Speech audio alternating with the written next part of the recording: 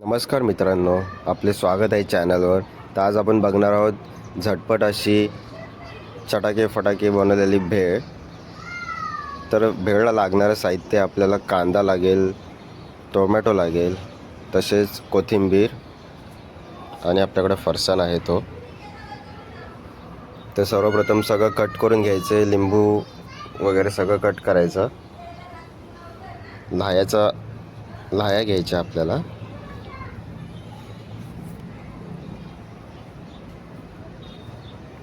अगदी 15 मिनटामध्ये अशी ही रेसिपी होऊन जाते आपली. त्यात तिखट टाकायचं आहे,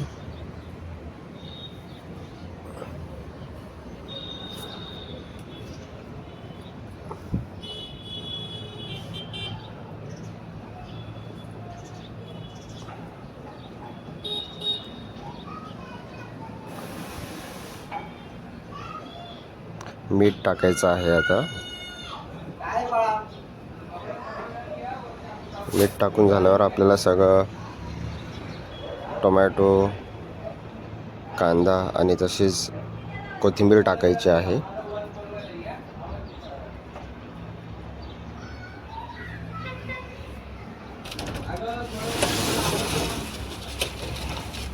लिंबूही पिळून घ्यायचा आहे.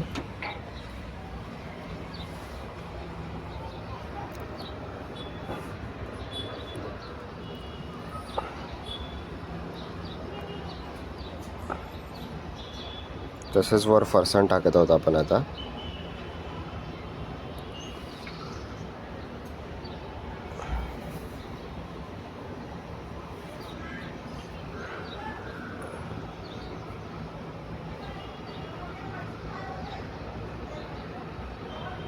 आता आपल्याला त्याला एकजीव करायचं आहे आणि बुंदीवाली आपल्याकडे आहे, तर बुंदी पण टाकून घेऊ आपण.